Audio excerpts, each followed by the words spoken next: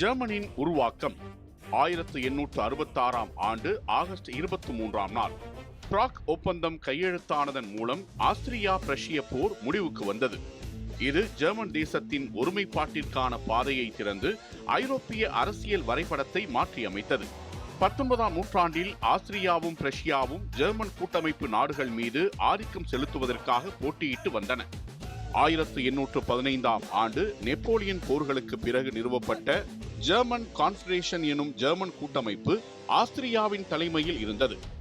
ஆனால் பிரஷ்யாவின் வளர்ந்து வந்த பொருளாதார வலிமையும் இராணுவ சீர்திருத்தங்களும் ஜெர்மன் கூட்டமைப்பின் சிறிய அரசுகளை அதன் பக்கம் ஈர்த்தன.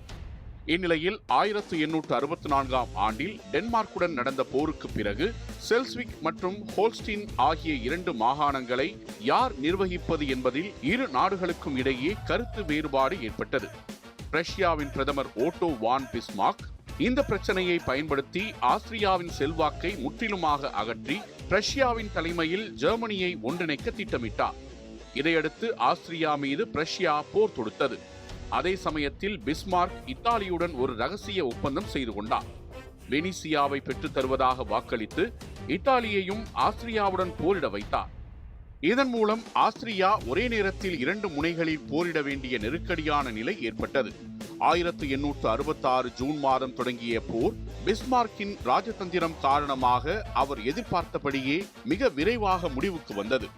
ரஷ்ய ராணுவம் அதன் நவீன ஆயுதங்கள் மற்றும் சிறந்த ராணுவ உத்திகள் காரணமாக ஆஸ்திரிய படைகளை எளிதில் தோற்கடித்தது. போர் முடிவுக்கு வந்தவுடன் ஆஸ்திரியாவை முழுவதுமாக பலவீனப்படுத்தினால் எதிர்காலத்தில் பிரான்ஸ் போன்ற நாடுகள் ஆதிக்கம் செலுத்துவதற்கு வழிவகுக்கும் என்று பிஸ்மார்க் கருதினார். எனவே ஆஸ்திரியாவை ஒரு நட்பு நாடாக மாற்றும் வகையில் உருவாக்கப்பட்ட பிராக் ஒப்பந்தம் 1866 ஆகஸ்ட் 23ஆம் தேதி கையெழுத்தானது. அதன்படி ஜெர்மன் கூட்டமைப்பு முற்றிலுமாக கலைக்கப்பட்டது. இது ஜெர்மன் விவகாரங்களில் ஆஸ்திரியாவுக்கு இருந்த அதிகாரத்தை முடிவுக்கு கொண்டு வந்தது. ரஷ்யாவின் தலைமையில் நார்த் ஜெர்மன் கான்ஃபெடரேஷன் என்ற வடக்கு ஜெர்மன் கூட்டமைப்பு உருவாக்கப்பட்டது. ஆஸ்திரியா அதன் பிராந்தியத்தில் இருந்து வெளியேற்றப்பட்டதால் ஜெர்மன் ஒருமைப்பாட்டிற்கான ஒரே தலைமை சக்தியாக பிரஷ்யா உருவெடுத்தது.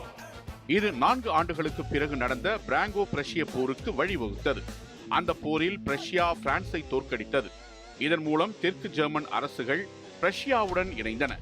இறுதியாக 1871ஆம் ஆண்டு ஜெர்மன் பேரரசு உருவானது.